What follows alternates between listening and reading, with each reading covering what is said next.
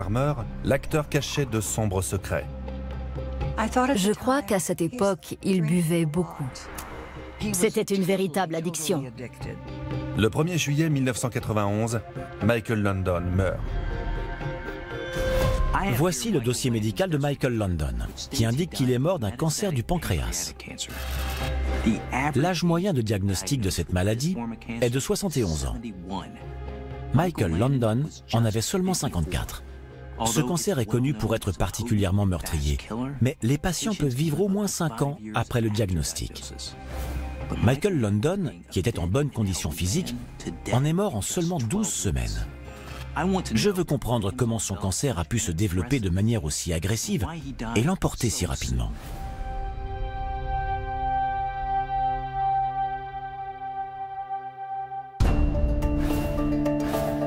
Le docteur Michael Hunter est un médecin légiste de renommée mondiale. Depuis 20 ans, il a pratiqué des milliers d'autopsies. Il dirige désormais le service de médecine légale de l'une des plus grandes villes des États-Unis et travaille en étroite collaboration avec les forces de l'ordre dans le cadre d'enquêtes sur des morts suspectes.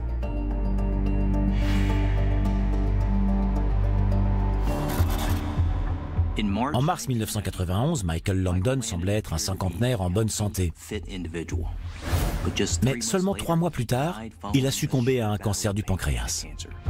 En m'appuyant sur le dossier médical de Michael et sur les différents rapports, je vais essayer de comprendre comment la maladie a pu se développer et pourquoi elle l'a emporté si vite. 6 mars 1991, dans le complexe Great Western Forum à Los Angeles, en Californie. 4 mois avant sa mort, Michael London amène sa femme Cindy et ses 2 plus jeunes enfants, Sean et Jennifer, à la soirée d'ouverture du Grand Cirque de Moscou. Il avait fondé une grande famille. Il avait 9 enfants et il aimait passer du temps avec les 2 plus jeunes, qui étaient âgés de 7 et 4 ans. L'acteur avait déjà été marié 2 fois. Il avait 2 fils adoptifs avec l'actrice Dodie Levy-Fraser et une fille adoptive, ainsi que 4 enfants biologiques avec la mannequin Lynn Noé. La famille de Michael était incontestablement ce qu'il y avait de plus précieux dans sa vie. Il aimait ses enfants par-dessus tout. Michael est au sommet de sa carrière. Après avoir terminé sa 3e série à succès, Les Routes du Paradis, il est sur le point d'entamer une collaboration avec la chaîne CBS. Ils avaient déjà tourné un épisode pilote qui avait bien marché. Il était très enthousiaste à l'idée de ce nouveau projet. L'acteur cache pourtant des symptômes préoccupants. Il a perdu l'appétit et se sent anormalement fatigué. Michael aimait tellement Cindy qu'il ne voulait pas l'inquiéter avec ce qu'il considérait être insignifiant. Pour lui, ce n'était pas grave. Il n'y avait pas de raison de s'alarmer. Il a donc gardé ça pour lui. D'après les rapports médicaux, seulement 14 semaines avant sa mort, Michael London souffrait de douleurs à l'abdomen, d'une perte d'appétit et de poids, ainsi que d'une sensation anormale de ballonnement constant. Les médecins avaient alors diagnostiqué un ulcère gastrique et lui avaient prescrit des comprimés pour réduire le taux d'acidité de son estomac. Ces symptômes pouvaient également indiquer la présence d'un cancer du pancréas. Et si la maladie est prise en charge tardivement, elle peut être fatale. De son vrai nom, Eugene Maurice Horowitz, Michael naît à New York le 31 octobre 1936. Son père, Eli Horowitz, est directeur de cinéma et sa mère, Peggy O'Neill, est une ancienne actrice. Cette dernière souffre de troubles psychiques qui forcent Michael à grandir vite. Michael a eu une enfance très difficile. Sa mère était démente. Elle souffrait de dépression sévère. Elle était par exemple capable d'allumer le gaz et de mettre la tête dans le four sous les yeux de son fils. On avait l'impression que son père et ses sœurs avaient fini par s'habituer à ce genre de crise. Le pauvre Michael se retrouvait seul à essayer de sortir sa mère du four.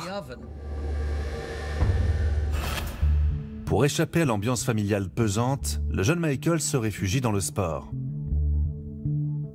La discipline dans laquelle Michael s'illustrait le plus était étonnamment le lancer de javelot.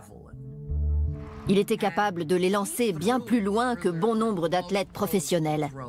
À l'âge de 18 ans, Michael London obtient même une bourse d'études en sport auprès de l'Université de Californie du Sud. Une terrible blessure à l'épaule l'obligera à interrompre ses études au milieu de la première année. Cette blessure a eu en réalité un rôle décisif sur son parcours. Elle l'a amené à devenir la jeune vedette la plus adulée des États-Unis. Michael est repéré par hasard alors qu'il vient donner la réplique à un ami lors d'un casting. C'est finalement lui qui obtiendra le rôle. Michael faisait preuve d'une grande vitalité. Il débordait littéralement d'énergie. Elle émanait de son corps, de son visage, de ses yeux et probablement même de ses cheveux. Le jeune acteur trouve rapidement un agent et change son nom, Eugene Horowitz, pour adopter le pseudonyme Michael London. Il faisait preuve d'une détermination et d'une volonté absolument inébranlables. C'était un homme persévérant. Une fois décidé qu'il voulait devenir acteur, rien ne pouvait l'arrêter. Après avoir incarné des personnages secondaires à la télévision, Michael London obtient enfin le rôle principal dans un téléfilm d'horreur devenu culte.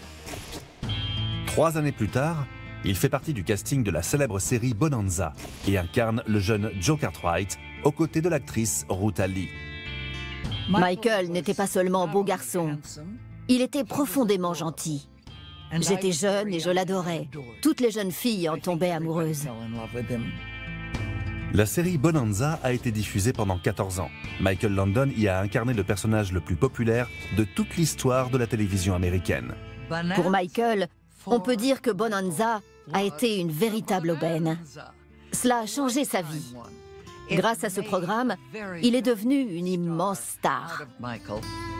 Pendant le tournage de la série, une tragédie frappe Michael London et vient bouleverser le cours de sa carrière.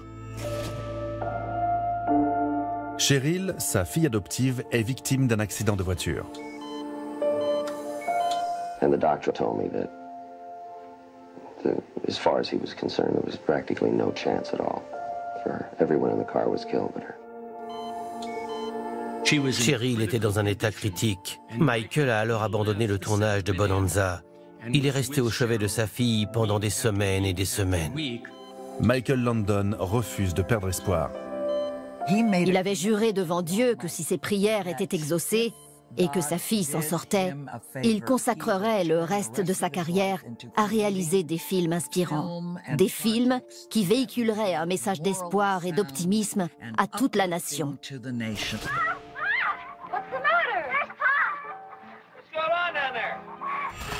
Cheryl a finalement survécu et Michael London s'est alors lancé dans la création des séries cultes Les Routes du Paradis et La Petite Maison dans la Prairie. Si vous aimez La Petite Maison dans la Prairie, alors vous aimez le travail réalisé par Michael. C'était son œuvre. Il a réalisé cette série de telle sorte qu'elle ressemble exactement à la vision qu'il avait des choses. Il avait une conception très personnelle de la famille idéale. C'est ce qu'il a cherché à mettre en scène et à traduire à l'écran. Karen Grassel a incarné l'épouse du personnage préféré de Michael, Charlie Ingalls. Chaque femme que je croisais me demandait ce que cela faisait de l'embrasser. Il était indéniablement la coqueluche de toutes les femmes et de toutes les adolescentes de ce pays. Sa carrière a atteint un point culminant avec l'obtention de 4 Emmy Awards et d'un Golden Globe. Il avait su trouver sa place dans ce pays et à l'échelle internationale. Personne ne pourra le remplacer. 2 avril 1991 à Park City dans l'Utah. 3 mois avant la mort de Michael London. Michael est en vacances au ski avec sa famille. Soudain, une douleur intense à l'abdomen s'empare de lui. Michael s'est effondré tant la douleur était insupportable.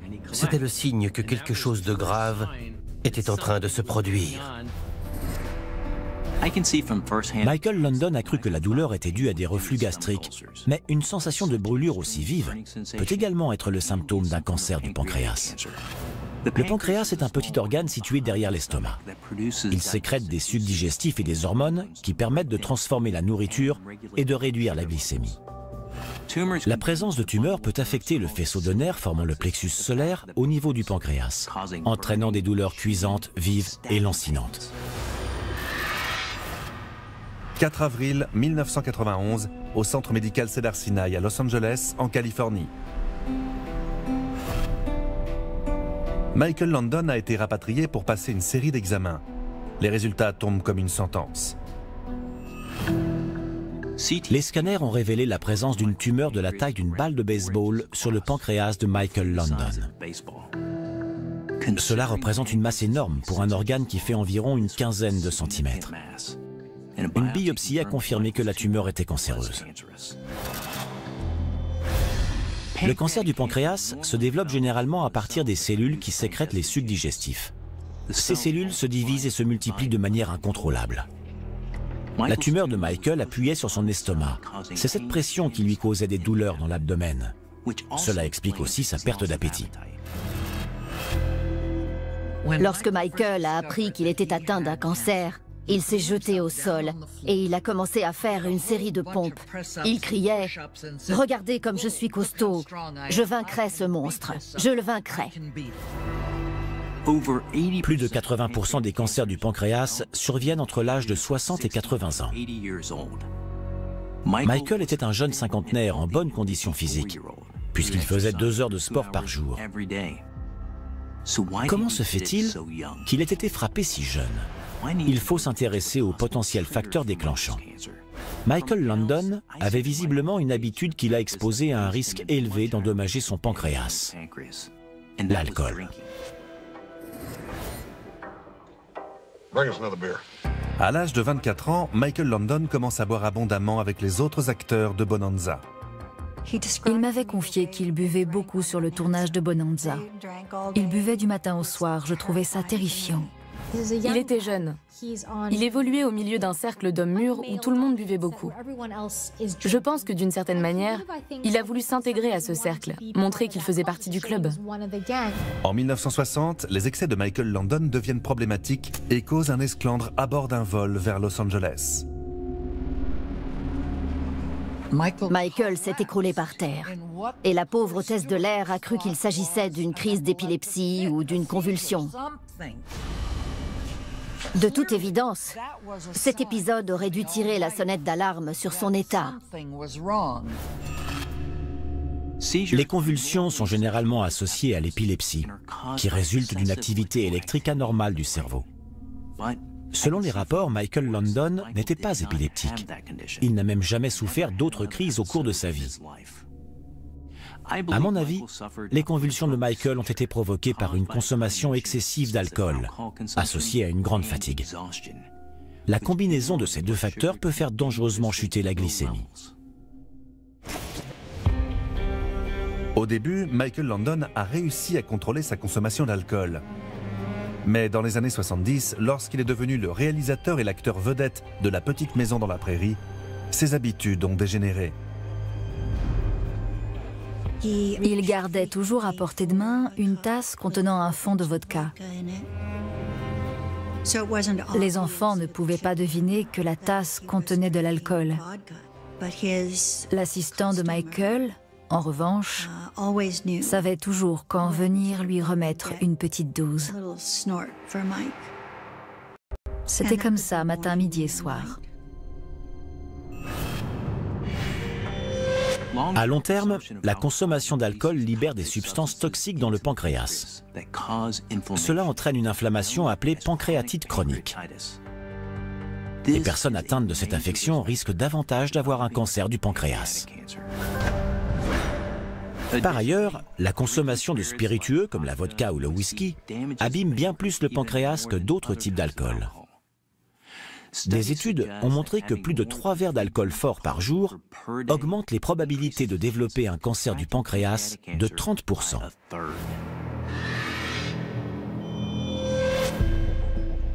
Son entourage pensait que Michael buvait un peu d'alcool pour faire face à la pression au travail. Il avait besoin de visionner ce qui avait été tourné la veille. Mais il fallait aussi qu'il soit sur le plateau de tournage de 7h30 à 18h30. Il arrivait donc à 5h le matin et travaillait toute la journée. Ensuite, il se réunissait parfois avec les scénaristes pour discuter. C'était un rythme infernal.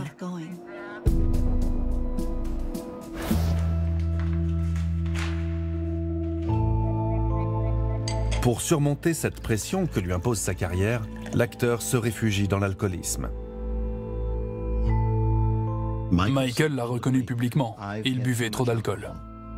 Après avoir épousé sa troisième femme, Cindy Clerico, Michael Landon fait plus attention à sa santé. Je ne pense pas qu'il se soit montré imprudent avec son corps. Il faisait très attention à son apparence.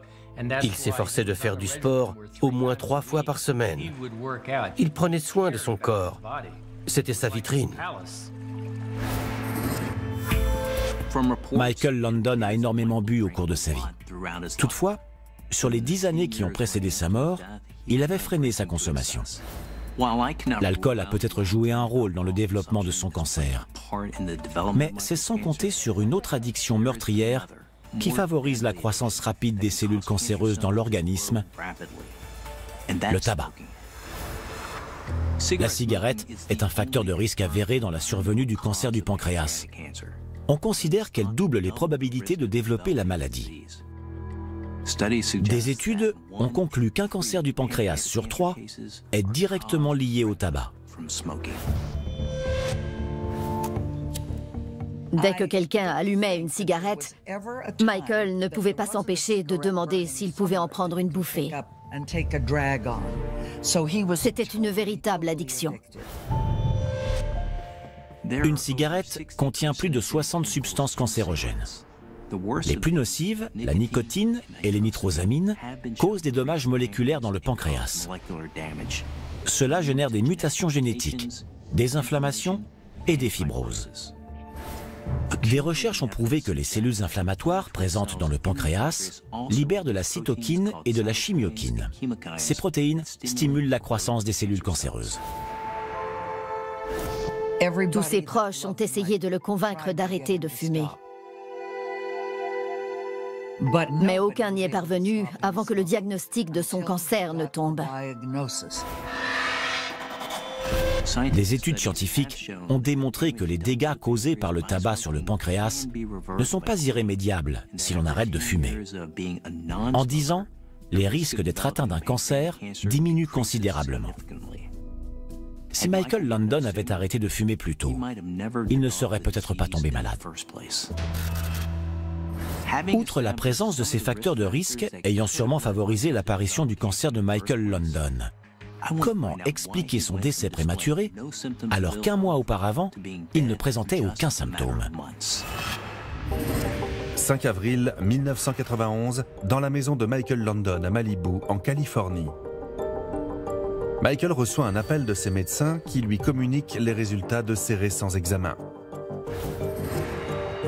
Il existe 2 types de tumeurs du pancréas. Les tumeurs endocrines, qui peuvent souvent être traitées, et les tumeurs exocrines, qui sont extrêmement agressives. Le dossier médical de Michael Landon indique qu'il était atteint de la forme la plus meurtrière de la maladie. Les tumeurs exocrines se développent à partir des cellules situées dans le canal pancréatique. Elles ne sont opérables qu'à condition de ne pas s'être propagées jusqu'au pancréas. Dans le cas de Michael Landon, la tumeur avait atteint les vaisseaux sanguins et les tissus autour du pancréas. Cela signifie qu'il ne pouvait pas subir d'opération. Sans possibilité de chirurgie, l'espérance de vie est en moyenne de 6 à 11 mois. Michael m'a téléphoné à mon bureau et il m'a dit « Bruce, j'ai une mauvaise nouvelle. On vient de me diagnostiquer un cancer du pancréas. C'est très sérieux. » Il ne voulait pas que cela filtre à travers la presse à scandale. Et il m'a demandé de convoquer rapidement une conférence de presse à Malibu. Il voulait annoncer en personne à ses fans qu'il avait un cancer. 8 avril 1991, 3 jours après le diagnostic. Michael Landon annonce sa maladie aux médias et exprime sa volonté de se battre. Chemotherapy is a guess, one way or the other. But I'll be starting it this week. Will you be hospitalized? As soon as I finish running the LA Marathon, I thought I'd wait until I got that out of the way. Pendant la conférence de presse, Michael est resté fidèle à lui-même. Il n'était ni triste ni accablé. Au contraire, il s'est montré très extraverti. Il était tellement charismatique. Il a fait preuve de sagesse. Il a accepté le fait que, compte tenu de sa notoriété et de la vie qu'il avait menée, il devait faire face. Il devait partager la nouvelle avec le public et l'inclure dans cette épreuve. 18 avril 1991, au centre médical Cedars-Sinai. 2 semaines après l'établissement du diagnostic, Michael Landon effectue sa première séance de chimiothérapie. Les possibilités de traitement contre les tumeurs exocrines du cancer du pancréas restent encore très limitées aujourd'hui. En 1991, le seul espoir de prolonger la vie de Michael Landon était de suivre un protocole très strict de chimiothérapie. Le traitement mis en place utilisait du fluorouracil, ou 5-FU. Ce médicament est un agent cytotoxique qui vise à empêcher la croissance et la multiplication des cellules cancéreuses. Mais Michael Landon n'est pas satisfait de cette solution. Michael était très opposé à la chimiothérapie. Il n'aimait pas l'idée que toutes ces substances chimiques soient injectées dans son corps. Après la première séance de chimiothérapie, l'acteur décide de tout arrêter. Et il ne supportait pas les effets secondaires de cette chimiothérapie standard. Donc il a décidé de chercher un autre traitement.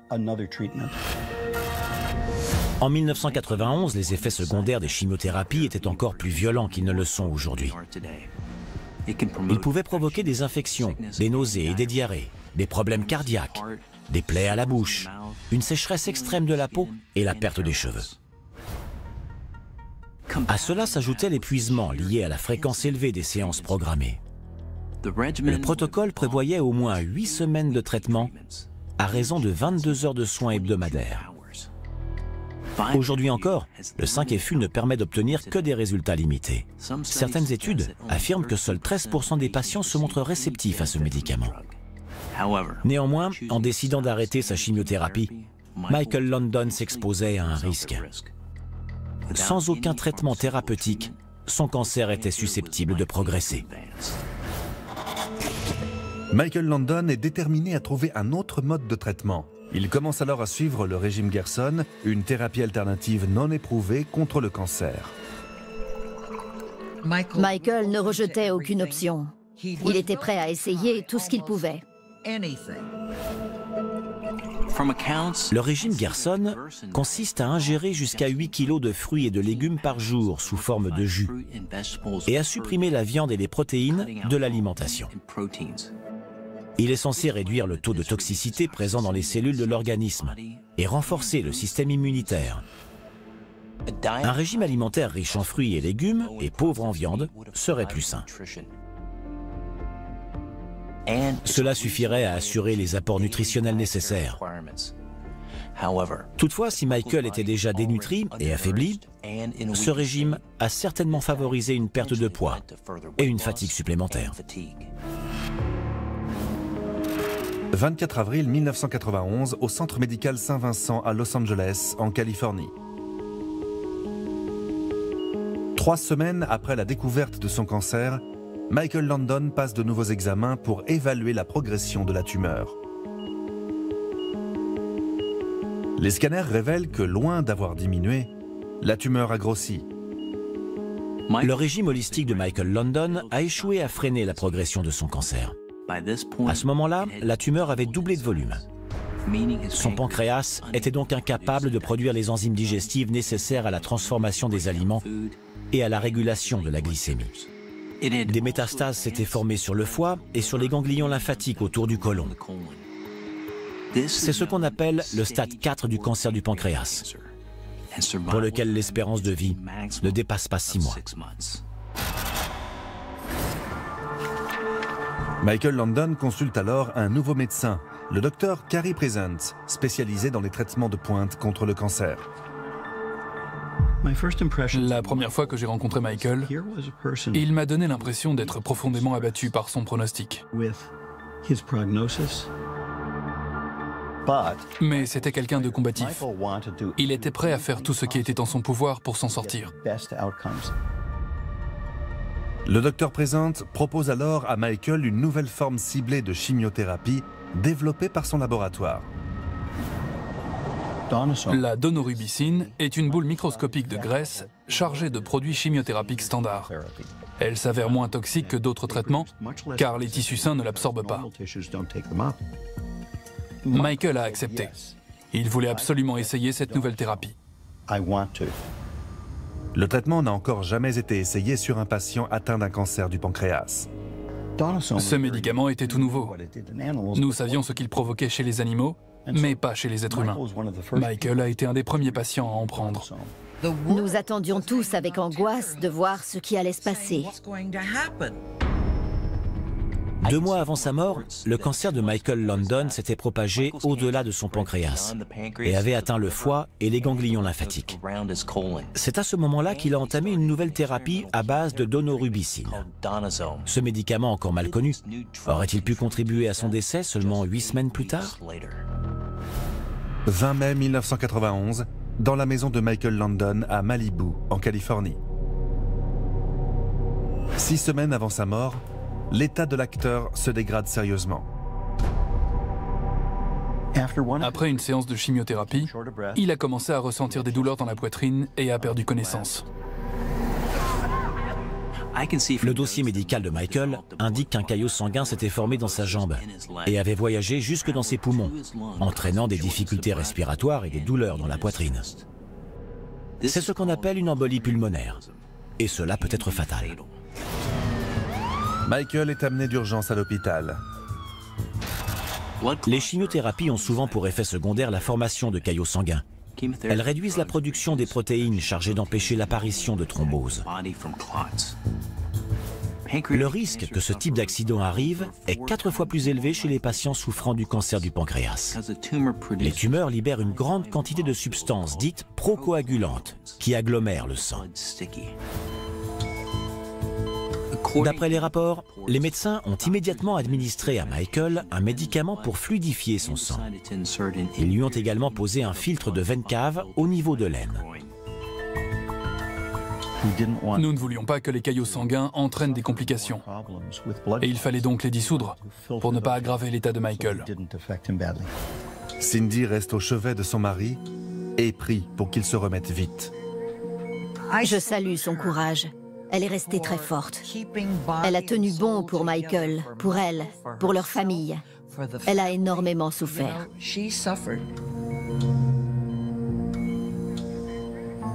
Suite à son embolie pulmonaire, Michael London a attrapé la grippe.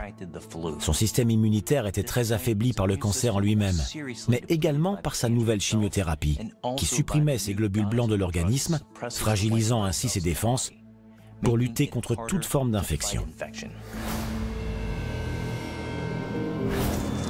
3 jours plus tard, le 24 mai, l'acteur est finalement autorisé à quitter l'hôpital en dépit de sa grippe.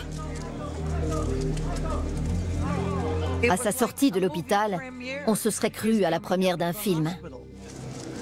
Il s'est comporté comme il l'avait toujours fait face aux médias. Il a souri et leur a adressé un signe de la main. 16 juin 1991, au Centre médical Saint-Vincent à Los Angeles, 2 semaines avant la mort de Michael London. Le docteur Present examine les derniers scanners passés par l'acteur. Ceux-ci révèlent que la 2e chimiothérapie a échoué. La tumeur s'est propagée et a presque entièrement envahi son foie. La dernière fois que j'ai vu Michael, c'était pour lui donner les résultats annonçant que son cancer s'était propagé. Cela signifiait que la chimiothérapie ne fonctionnait pas. Et Michael l'a très bien compris. Cette nouvelle l'a complètement bouleversé. Il savait qu'il était temps pour lui de prendre une décision difficile. Michael London décide d'arrêter les traitements et se prépare à mourir.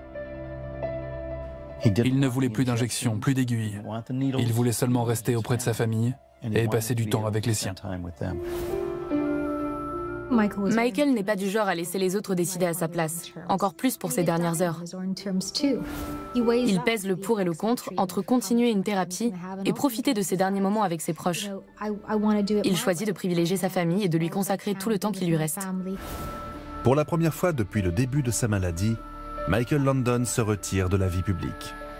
Il voulait passer le peu de temps qui lui restait auprès de ceux qu'il aimait. Et sûrement régler les dernières choses qu'il avait à mettre en ordre avant de partir. 24 juin 1991, dans la maison de Michael Landon, 7 jours avant sa mort. L'acteur est à peine capable de se nourrir et perd près d'1 kilo par jour. La perte d'appétit survient suite à une accumulation de liquide dans l'abdomen.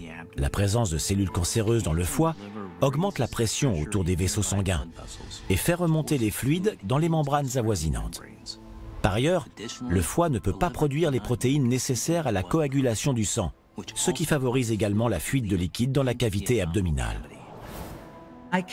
J'imagine combien cela a dû être éprouvant et douloureux de voir cette magnifique force de la nature qu'était Michael se décharner au point de ne plus peser qu'une 40aine de kilos. Nous savions que c'était imminent, car il devenait chaque jour de plus en plus faible. Cette dernière semaine a été un véritable cauchemar pour nous tous. 1er juillet, le jour du décès de Michael Landon. Sentant la fin approcher, l'acteur rassemble sa famille autour de lui. Je pense qu'en aucun cas, Michael n'aurait voulu qu'il en soit autrement. Tous ses proches étaient à son chevet. C'était magnifique. Il a pu tous les étreindre et les embrasser une dernière fois. C'était tellement important pour lui de pouvoir dire au revoir à sa famille qu'il aimait tant. Il est 13h20 lorsque Cindy, au chevet de son mari, accompagne Michael dans son dernier soupir.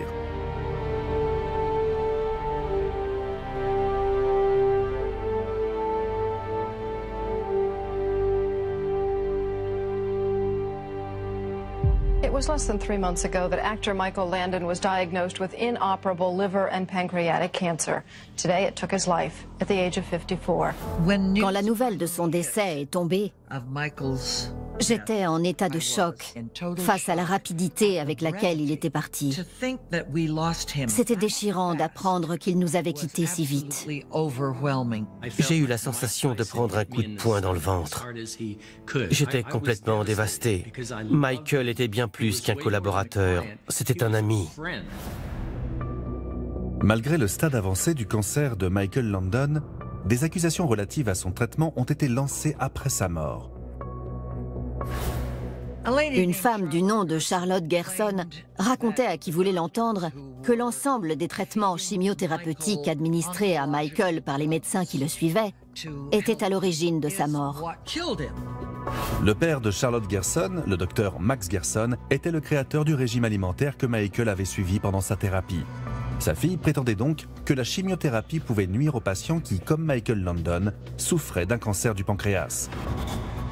Au vu du stade très avancé du cancer de Michael, les chances qu'un traitement se montre véritablement efficace restaient infimes. Mais les médecins pensaient sincèrement que cela valait la peine d'essayer une chimiothérapie. Les recherches du docteur Michael Hunter ont permis de découvrir un élément étonnant qui pourrait expliquer l'origine du cancer de Michael Landon. J'ai pu constater que 5 autres membres du casting de La Petite Maison dans la Prairie avaient été atteints d'un cancer. La série a été tournée à quelques kilomètres d'un laboratoire d'essais nucléaires. La zone est connue pour avoir enregistré une augmentation du nombre de cancers chez ses résidents. Pendant 9 ans, le tournage de La Petite Maison dans la Prairie s'est déroulé à moins de 30 km du laboratoire d'essais de Santa Susana. Cela avait pris des mois et des mois avant que l'on trouve l'emplacement idéal pour le tournage. La production avait fini par dénicher ce ranch à Simi Valley. C'était exactement ce qu'il nous fallait. Lorsque des centaines d'habitants ont commencé à être atteints de cancer, des scientifiques ont établi que le site de Santa Susana était à l'origine du pire désastre radioactif de l'histoire américaine. Des années de contamination avait fait exploser le nombre de cancers. Tonight, a new report is out about a nuclear accident here in the Southland almost 50 years ago. And it says the accident did have long-lasting health effects. Des études ont conclu que ce site était responsable de l'apparition de 2000 cancers incurables et d'une augmentation de 60% du nombre de cancers liés aux poumons, à la vessie, aux reins, au foie, au sang, aux ganglions lymphatiques et aux tubes digestifs ainsi qu'à la thyroïde.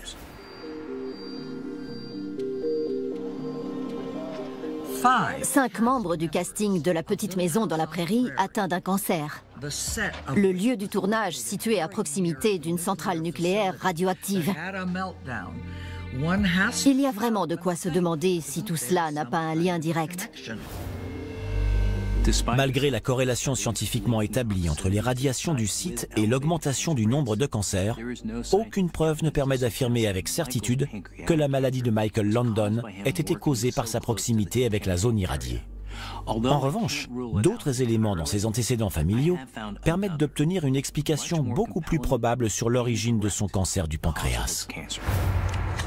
En examinant l'histoire familiale de Michael London, 2 détails révèlent des informations décisives pour comprendre les causes du cancer de l'acteur. Les cancers se forment lorsque l'ADN a été endommagé ou muté. La mutation des gènes peut être héréditaire. Le père de Michael London était d'origine juive ashkénaze. Les individus d'ascendance juive ashkénaze sont susceptibles de porter une copie défectueuse des gènes BRCA1 et 2. Cette mutation augmente jusqu'à 10 fois le risque d'apparition du cancer du sein, des ovaires, de la prostate et du pancréas. Du côté de sa famille maternelle, qui n'était pas d'origine juive, on comptait de nombreux antécédents de cancer du côlon. Le cancer du côlon fait partie d'une famille de cancers pouvant toucher le pancréas, le foie et l'estomac. Généralement, ils sont causés par un ensemble spécifique de mutations génétiques héréditaires. Ces mutations génétiques font partie de ce qu'on appelle le syndrome de Lynch.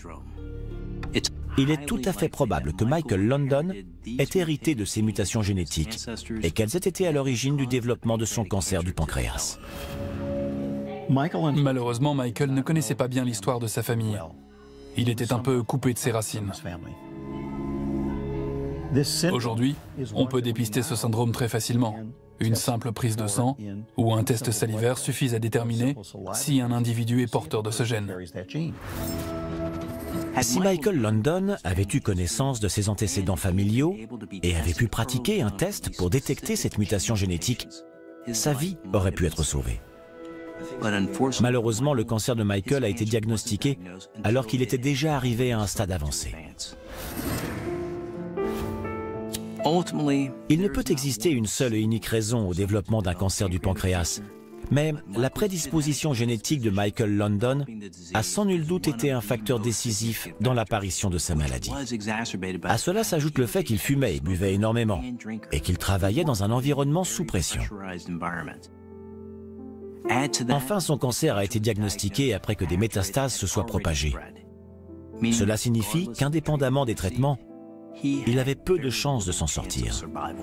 Après avoir établi les causes probables de l'apparition du cancer de Michael London, le Dr Hunter est désormais en mesure de déterminer les circonstances du décès de l'acteur.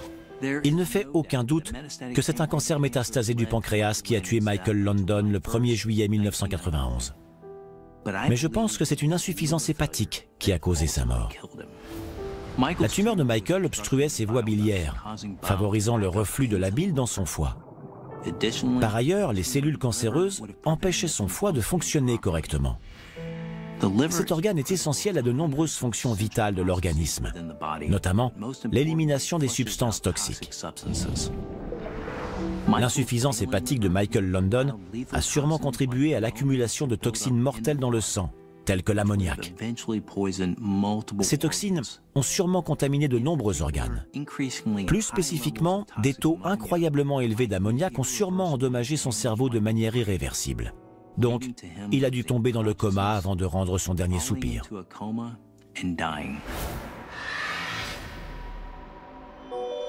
Michael London s'était battu pour surmonter son enfance difficile. Il s'était battu pour réussir sa carrière.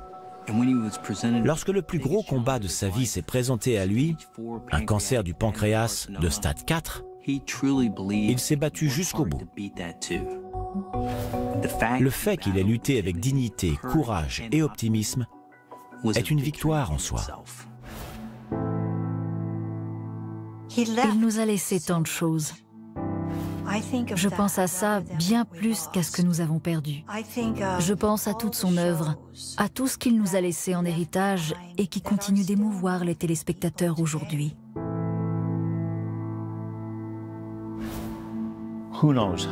Qui sait combien d'autres grands moments de télévision il aurait pu nous offrir. Il nous a laissé un héritage énorme. Il ne faut pas être triste. Il faut au contraire se réjouir de tout ce que Michael nous a donné. I've just had a very lucky life. I've been very successful in this business and had a lot of fun doing it. I have a terrific family. I've been a lucky guy. Very lucky guy.